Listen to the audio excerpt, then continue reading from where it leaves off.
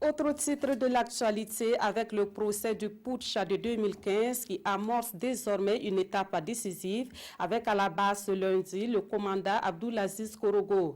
L'accusé était le chef de corps par intérim du régiment de sécurité présidentielle au moment des faits. Il fait des révélations qui apportent certaines précisions sur les événements de septembre 2015.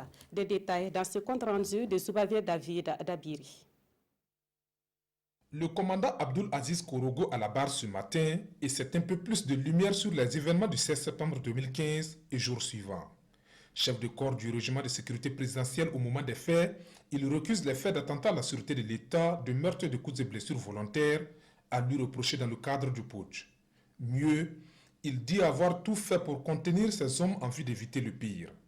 Selon sa version, dans l'après-midi du 16 septembre 2015, aux environs de 14 h, alors qu'il était à son domicile, il reçoit un appel du général Gilbert Diendéré lui enjoignant de le rejoindre urgemment à son domicile. Le jeune chef de bataillon dit s'être mis immédiatement en route, mais avant même d'y arriver, il dit avoir reçu le coup de fil des colonels-majors Borema Kéré et Raboyenga Kabouré, respectivement chef d'état-major particulier de la présidence du Faso et chef d'état-major de l'armée de terre. Tous veulent savoir ce qui se passe à Kostiam.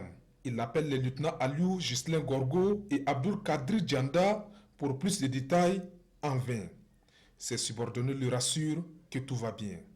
Entre-temps, le général Gilbert Diendéré le rappelle et lui demande de continuer au camp Nabakoum 2 et de sonner l'alerte, le rassemblement des officiers. À son arrivée sur les lieux, il comprend enfin la situation. Le conseil des ministres est perturbé, les autorités arrêtées. Et avant même qu'on ait pu réfléchir sur la situation et prendre des mesures, le général Gilbert Diendéré arrive avec une escorte de 3 véhicules et des gardes lourdement armés, précise l'officier supérieur. Une réunion spontanée s'engage avec les officiers. Les autorités de la transition ont été mises aux arrêts. Ne vous offusquez pas si je ne vous ai pas informé à temps. On ne pouvait pas informer tout le monde. Je demande votre accompagnement, aurait martelé le général Gilbert Diendéré.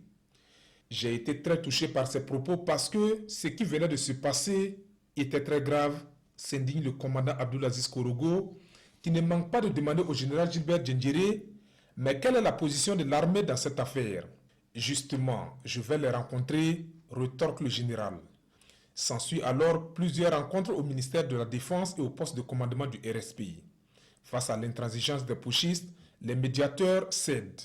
Un communiqué est rédigé. Il est porté à la connaissance de tous dans la matinée du 17 septembre 2015.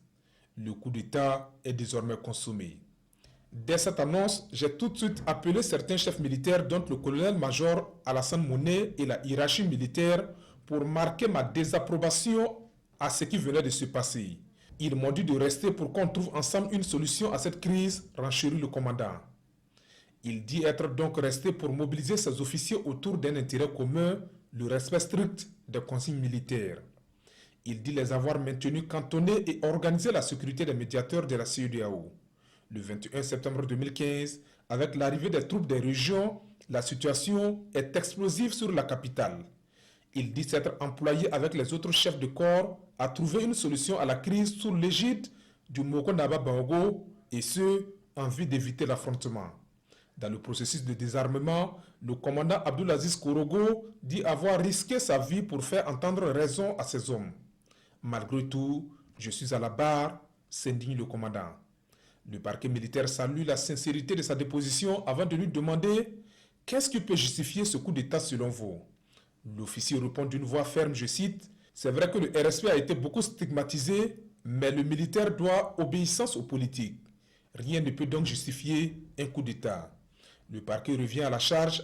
À quel titre le général vous a-t-il instruit de sonner l'alerte? Le commandant, après un moment d'hésitation, rétorque « Il faisait partie des effectifs du corps, c'est le père spirituel. » L'assistance est traversée par un murmure. « Silence s'il vous plaît », tonne le juge Sédou Ouedraogo. La suite de l'audience sera focalisée sur les expertises téléphoniques. L'officier reconnaît certains SMS, reste vague sur d'autres. Je n'en ai pas souvenance, ne cesse-t-il de marteler. Pour son avocat maître Willy Dieudonné, le seul tort du commandant, c'est d'être resté au camp Nabakoum 2 à la demande de la hiérarchie militaire. Son audition se poursuit demain à 9 h au tribunal militaire de Ouagadougou.